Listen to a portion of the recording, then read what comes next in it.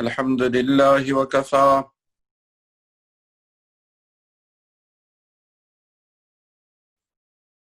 وسلام على عباده الذين اصطفى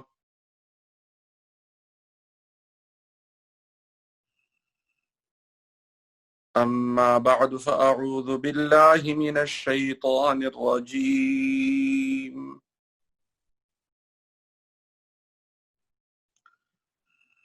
بسم الله الرحمن الرحيم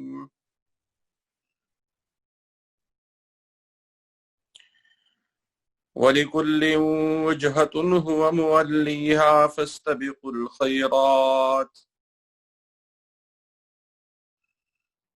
أينما تكونوا يأتي بكم الله جميعا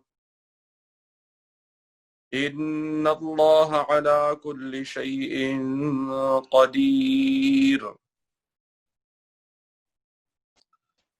ومن حيث خرجت فول وجهك شطر المسجد الحرام وإنه للحق من ربك وما الله بغافل عما تعملون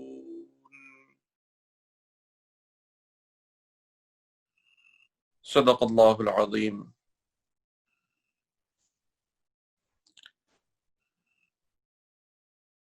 Respected elders, dear brothers and sisters, coming to ayat number 148 of Surat al-Baqarah, the bayan, the discussion, the topic regarding Qibla, the place of direction where we face, or the point of direction that we face, is the main mawdu or the main subject that has been going on. It is more deeper than just a particular direction, but in facing such a direction as a community, in our ibadah, generally we also have ibadah done in jama'ah, in congregation.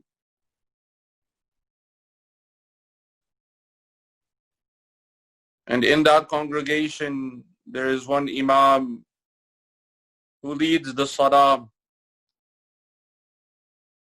particularly 5 times a day, the fara'id or the faridah. It is a symbol of unity in following the imam who is leading the salah.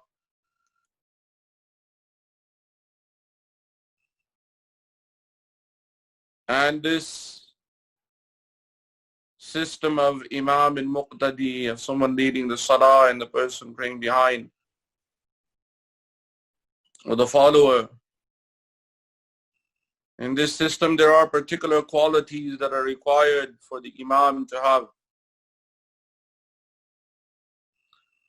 that qualifies him to be an imam, which translates to a leader of the community.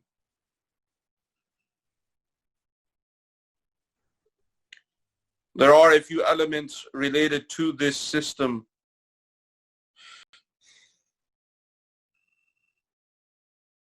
There's a detailed discussion regarding whether a community comes first, then the imam is as a gift to that community, or that a person goes and establishes a community, then becomes the imam. Either way you look at it, what is very clear is that when we study the seerah of Rasulullah sallallahu alayhi wasallam from the lives of Sahaba radiyallahu anhum, just looking at that system, Allah subhanahu wa ta'ala gave nubuwwah and prophethood to Rasulullah sallallahu alayhi wasallam in Makkah. And after great struggles and effort for 13 years, A group of Sahaba radiallahu anhum was prepared. Small community was made ready. That community, most of them or almost all of them, then migrated to Medina, where a majority had also accepted Islam even before the migration of Rasulullah sallallahu alayhi wasallam from Makkah to Medina. There was a community that was established. Then Allah subhanahu wa ta'ala sent Rasulullah sallallahu alayhi wasallam from Makkah to Medina, made him migrate from Makkah to Medina to be the Imam of that community of Sahaba radiyallahu anhum. There are detailed discussions written about this. What is very clear is that it is not just facing the Qibla that is the main discussion, but following of an Imam and the particular qualities required for a community that they become deserving of an Imam. What is very clear in the 21st century, living in the Western world, it has happened that there are many who have been blessed with wealth. Some of these communities have built masajid. Some of those masajid are very beautiful masajid. You can travel throughout the United States and you'll find very beautiful masajid. As we may not be able to speak about other countries or other communities, but we can speak about the United States. This is where we live. In the year 2020, this particular year, when you travel throughout this country, you'll find many masajid, beautiful masajid. And you'll find good communities established in those masajid, but a new trend has started, a new wave has started of many communities and many masajid not having an imam.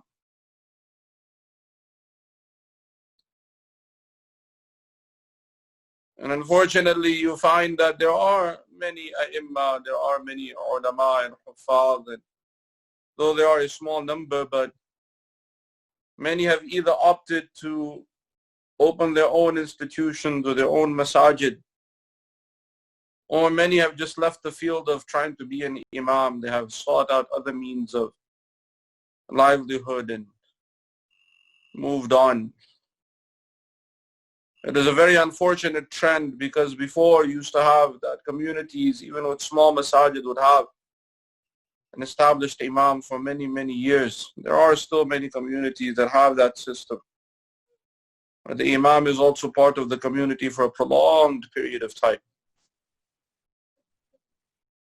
But we see this trend that is going on where due to certain conditions, an imam will leave a community and then that community cannot find another imam.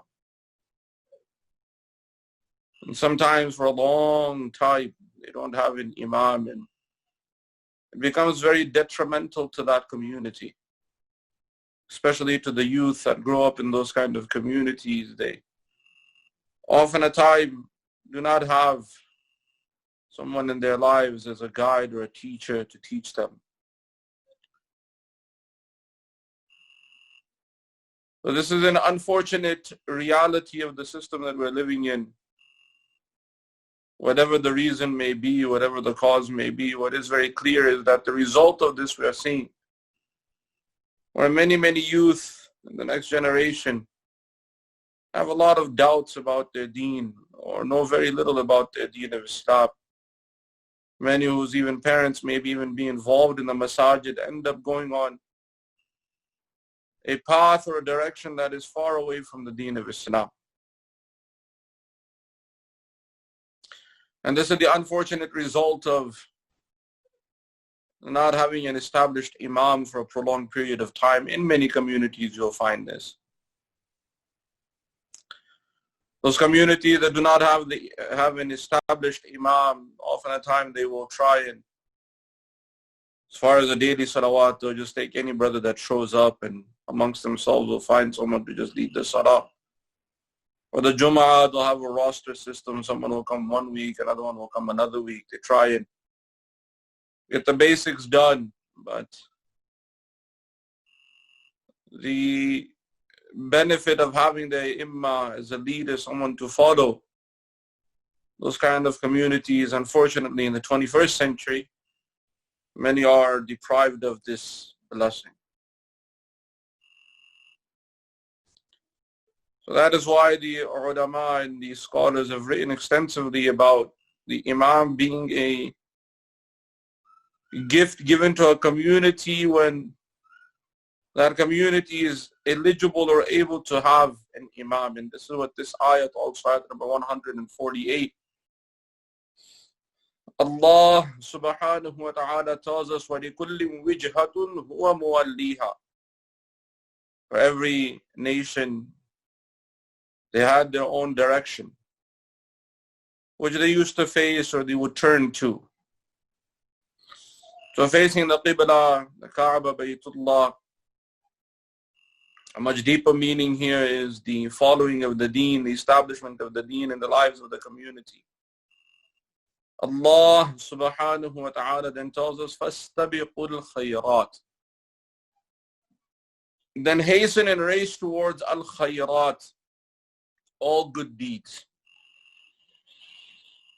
And this will happen when there is an established system where people can learn and get the ilm of the deen of Allah subhanahu wa ta'ala.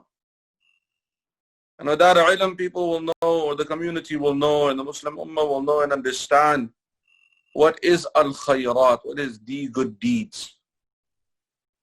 And this seeking out or racing and rushing towards al-khayrat, the good deeds, what is good, what that truly means. So this is also a direction in life where the believers not only face the Qibla, but their focus and direction is seeking all khayr, all types of khayrat. Everything that is good, they understand the value of various types of a'mal, performed in particular different ways, and they race towards those a'mal. Once this is done, where that competition towards righteous deeds is taken, Allah subhanahu wa ta'ala tells us, أَيْنَمَا تَكُونُوا يَأْتِ بِكُمُ اللَّهُ جَمِيعًا. Wherever you may be, Allah subhanahu wa ta'ala is able to bring you and gather you all together. That it doesn't matter where in the world you are, you're facing the Qibla, the Kaaba, Baytullah, and wherever you may pass away in the world. On the Day of Judgment, Allah subhanahu wa ta'ala, He has the power to resurrect you all together. Inna Allah ala kulli shay'in qadir. Definitely Allah subhanahu wa ta'ala, He has power over all things.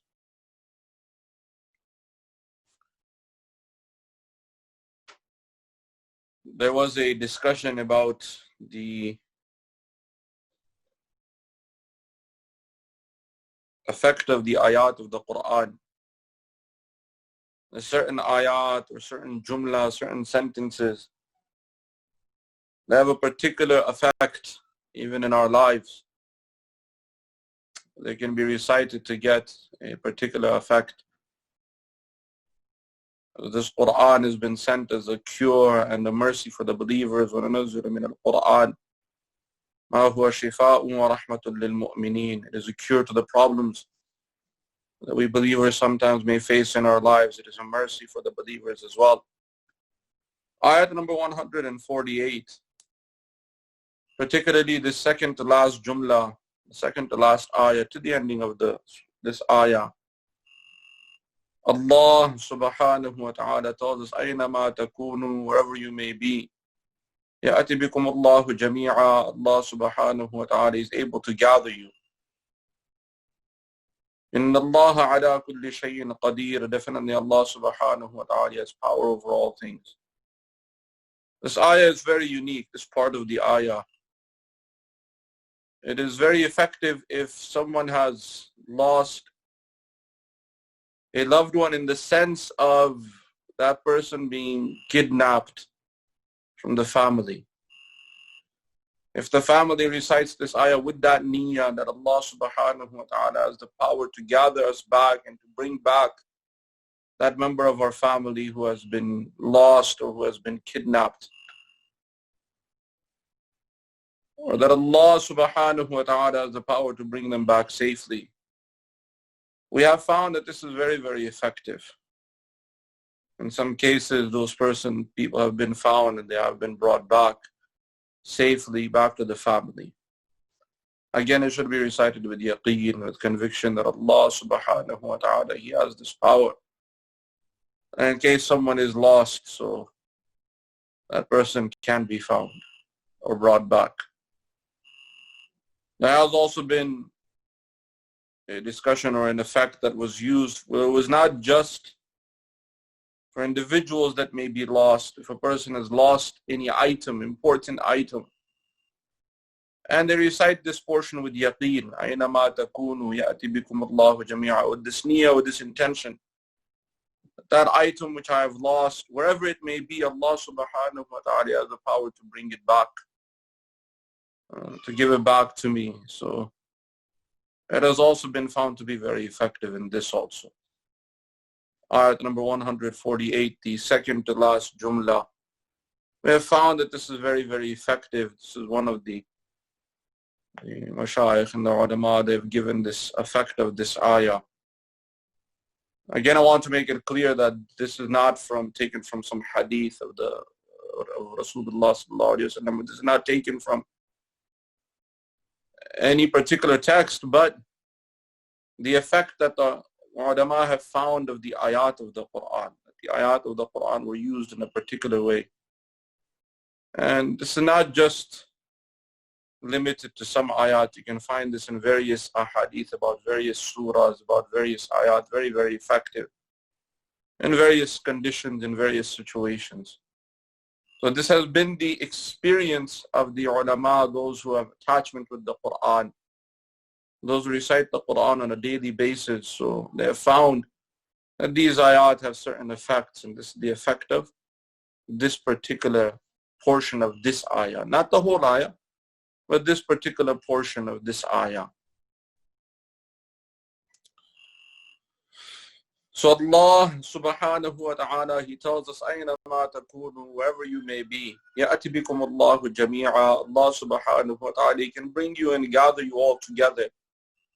In reference to the akhirat. So because He can gather all of you together, so فَاسْتَبِقُوا الْخَيْرَاتِ, which is the jumla, the sentence right before this one, then hasten towards al-khayrat, towards doing good deeds and righteous deeds. Inna Allah ala kulli shay'in qadir. Definitely Allah subhanahu wa ta'ala, He has power over all things. This jumla, this sentence, Inna Allah ala kulli shay'in qadir. The jumla, this sentence is repeated in many, many places in the Quran. The power of Allah subhanahu wa ta'ala, that He is able to do anything and everything. Whatever He wants, He can do. And He has the power to do. And whatever He wants to do, He does. إِذَا أَرَادَ شَيْئًا أَن يَقُولَ لَهُ كُنْ فَيَكُونُ. Whenever He intends something, He simply says to it, be, kun, be, or means exist or happen. فَيَكُونُ, and it is, meaning it happens. So Allah subhanahu wa ta'ala, He also has this power to resurrect and bring back everyone on the Day of Judgment. وَمِنْ حَيْثَ خَرَجْتَ فَوَلِّ وَجْهَكَ شَطْرَ الْمَسْجِدِ الْحَرَامِ.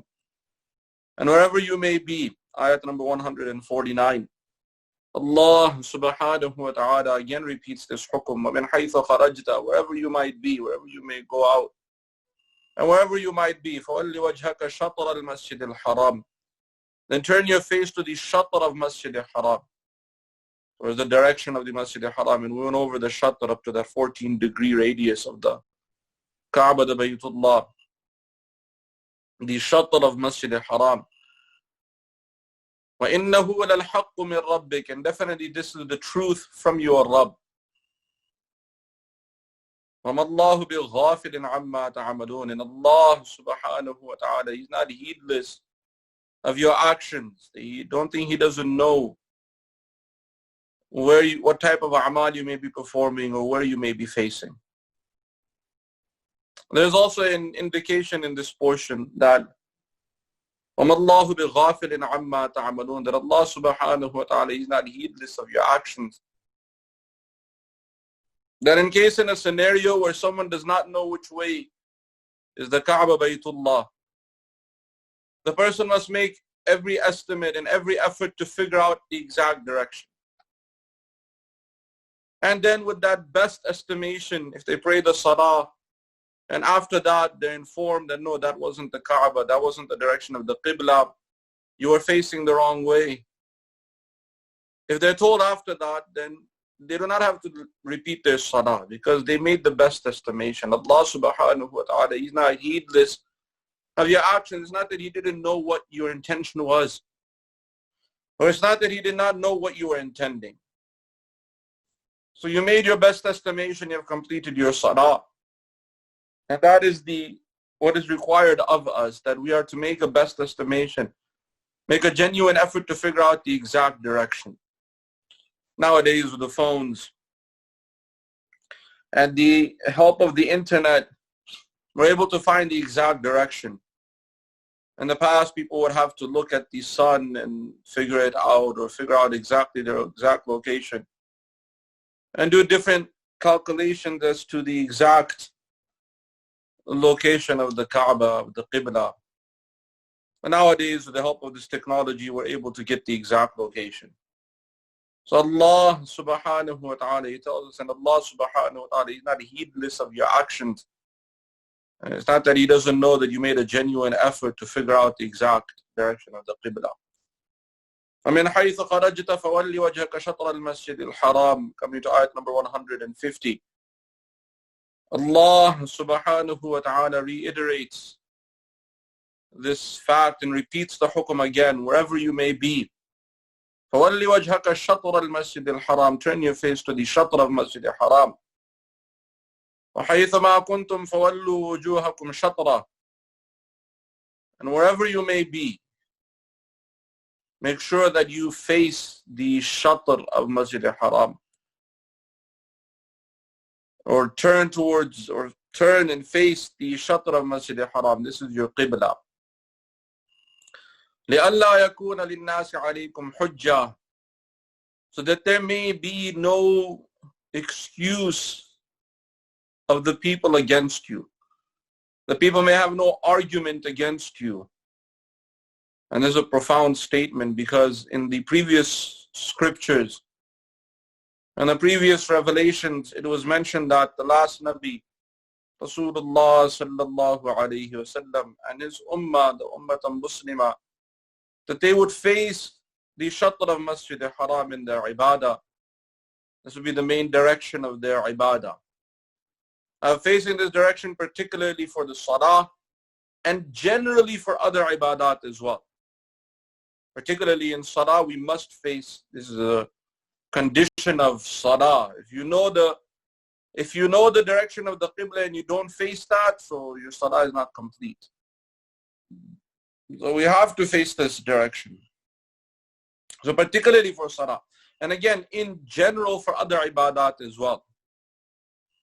Other ibadat, as we know, it is best to face the Qibla when we make dua. Again, it's not a condition of dua, it is not a fard of salah, but it is in general. Facing that direction is better. There are other ibadat that we can also do where facing that direction is best. So many ibadat that are related where the better option is to face the shatr of Masjid al-Haram and perform those righteous deeds, but particularly for salah. So that this may not be an excuse used against you, that in the previous scriptures there was written that the last Nabi that will come and his ummah will face the shatr of Masjid al-Haram and they'll have the Qibla. That'll be their Qibla. So Allah subhanahu wa ta'ala established this, and this is the best Qibla. This is the best direction to face. It is basically the center of the earth. It is neither east nor west. It is the center of the world. So Allah subhanahu wa ta'ala makes this point very, very clear. لِأَلَّا يَكُونَ لِلنَّاسِ عَلَيْكُمْ حُجَّةٌ إِلَّا الَّذِينَ ظَلَمُوا مِنْهُمْ, except for those who oppress themselves, do dhulm against themselves. Except there may be a community of people who are given the book and they want to try and hide the truth. They want to try and hide this fact and this reality so that they will not have to accept Islam, or whatever other reasons they may end up telling lies against this fact knowingly. So إِلَّا الَّذِينَ ظَلَمُوا مِنْهُمْ, except for those who oppress themselves, do dhulm against themselves by trying to hide this fact, trying to hide this reality, or telling lies against this reality, knowing that the last Nabi, Rasulullah sallallahu alayhi wasallam, and his ummah, that they would face this qibla. And because it became evident to them that Rasulullah sallallahu alayhi wasallam was not from the Jewish tribes, or he was not a Jewish prophet, so they were not ready to accept him or to follow him. Allah subhanahu wa ta'ala makes one very clear hukm and command for us in the form of a nahi, a prohibition. فَلَا تَخْشَوْهُمْ وَخْشَوْنِي. So don't fear them, rather fear me. Which means even those that may be doing dhulm against themselves, they may be telling lies against you, they may be trying to hide the truth, they may be trying to come up with all types of arguments against you. فَلَا تَخْشَوْهُمْ, don't fear them. وَخْشَوْنِي, just fear me, meaning you listen to my command. Make this your qibla and face this direction. وَلِيُتِمَّ نِعْمَتِي عَلَيْكُمْ, and the reason I'm making this your qibla is so that I may complete my favor on you. And here, وَلِيُتِمَّ نِعْمَتِي عَلَيْكُمْ, that I may complete my favor on you, meaning give you the most complete and perfect deen, in the most complete and perfect way. وَلَعَلَّكُمْ تَهْتَدُونَ, and because of this, you will also be then guided. So facing this direction of the qibla, this is also a sign of guidance and hidayah that we are the ummah of Rasulullah sallallahu alayhi wa sallam. May Allah subhanahu wa ta'ala give all of us understanding and give us the tawfiq to practice His deen. وَمَا عَلَيْنَا إِلَّا الْبَلَاغُ.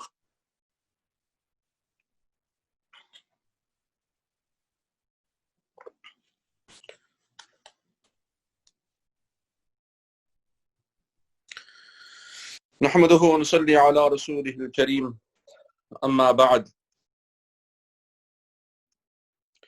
عن أبي الدرداء رضي الله عنه قال إني سمعت رسول الله صلى الله عليه وسلم يقول من سلك طريقا يطلب فيه علما سلك الله به طريقا من طرق الجنة إلى آخر حديث, أو كما قال عليه الصلاة والسلام. رواه أبو داود.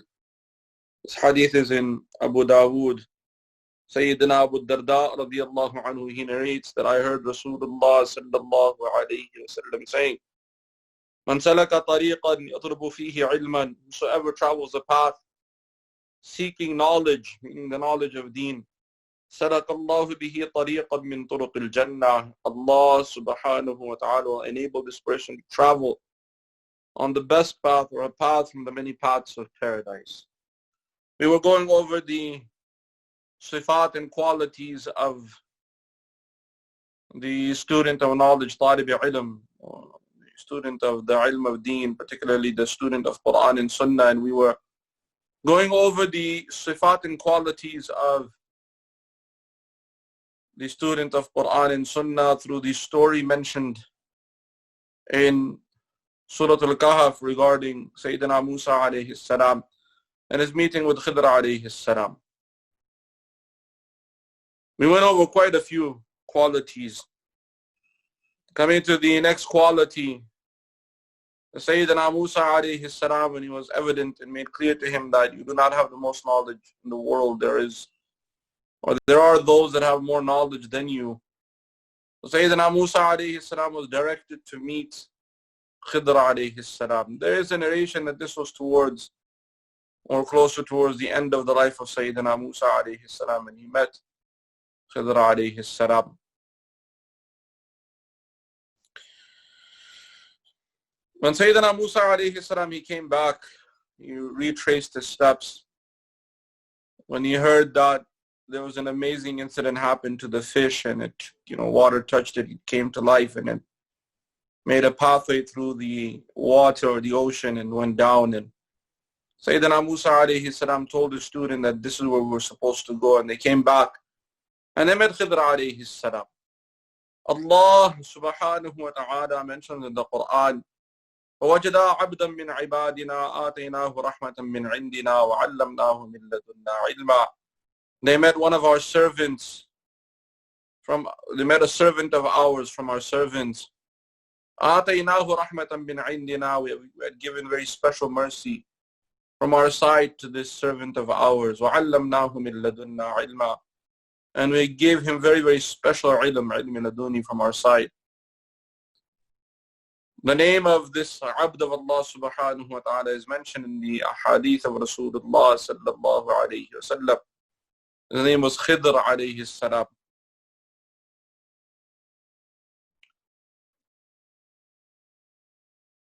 There's a lengthy discussion about him in various traditions, and again,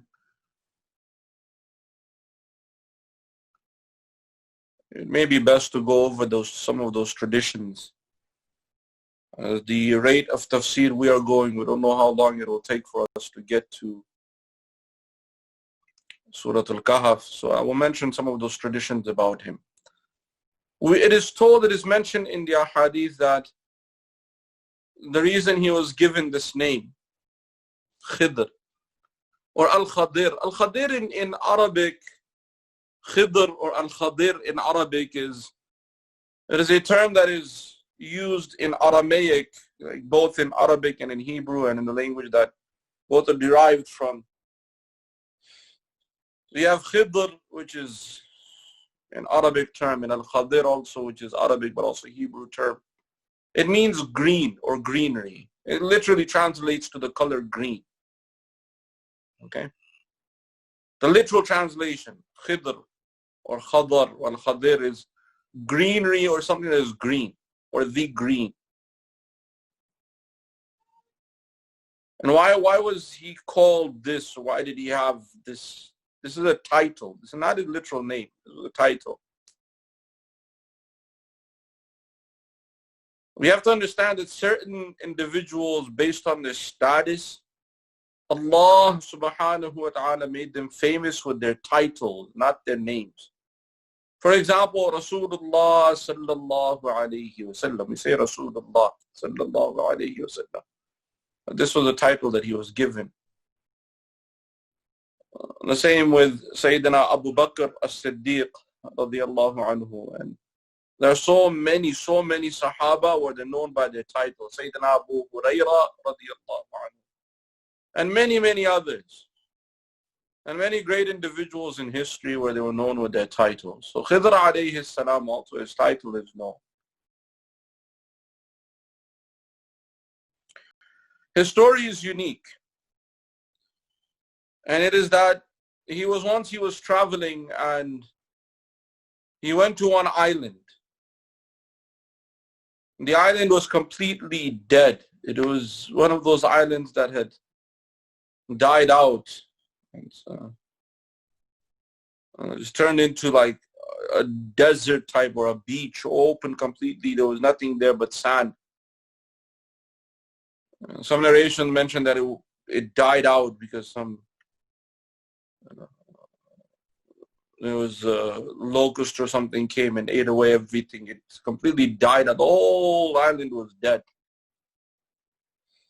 And there was no life there.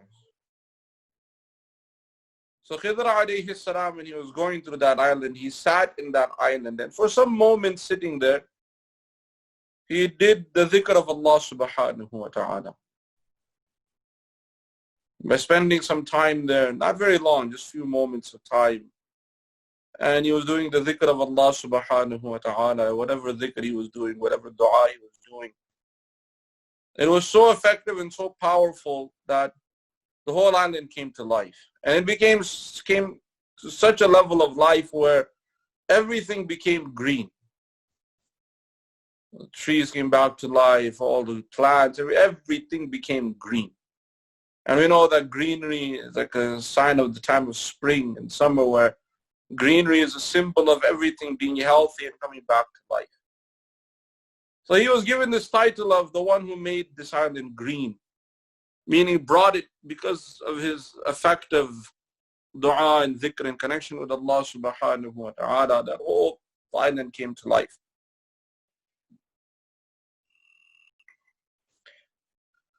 And he's given this title as also a symbol of, it's very, very symbolic. It's not just the physical effect that dhikr that had, but the title that was given to him is the effect of ilm. The effect of the ilm of deen, this is the point that I want to make, is that the effect of the ilm of deen, for those who are blessed with the ilm of Quran and Sunnah, those that are blessed with the knowledge of Quran and Sunnah, and those that have the ilm of deen, this ilm of deen, it brings greenery, not physical greenery, the greenery being symbolic to life. It revives the soul and the ruh, brings the ruh back to life.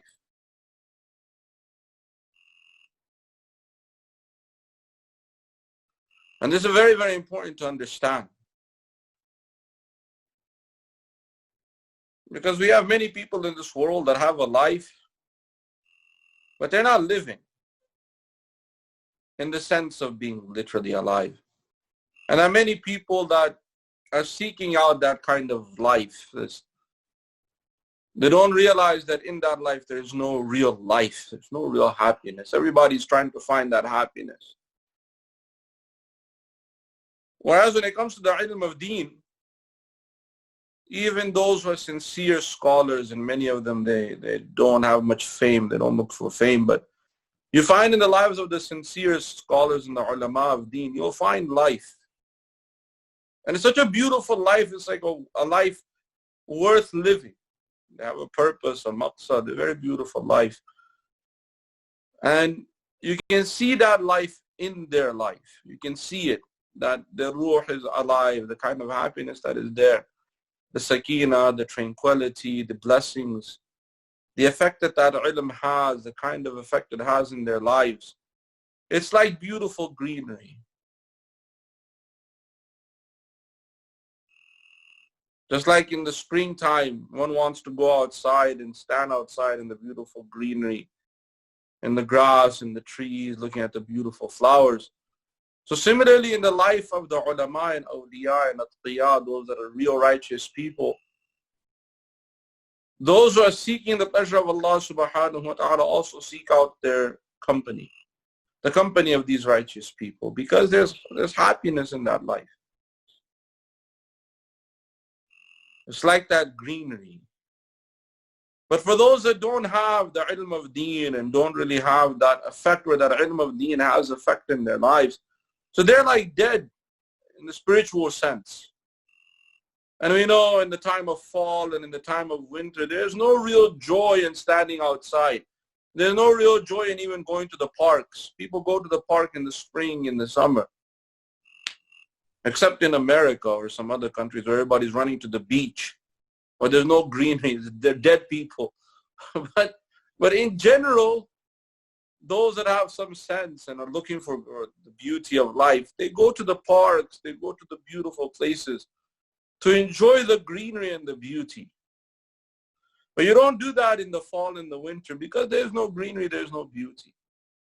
So even the name of Khidr alayhi salam, it is very symbolic to something that is beautiful, something that is worth seeking out, something that you want to be in their company. And it was something that was very joyful, being in the company. So that is why Sayyidina Musa alayhi salam, he was seeking out that company, but also when he found Khidr alayhi salam, it was a kind of joyous occasion for him, because he spent some time looking for Khidr alayhi salam. And that's also symbolic. There's great symbolism in seeking out that ilm and then finding. But inshallah, we'll come back to that. May Allah subhanahu wa ta'ala give all of us understanding and give us the tawfiq to practice His deen. وَمَا عَلَيْنَا إِلَّا الْبَلَاغُ.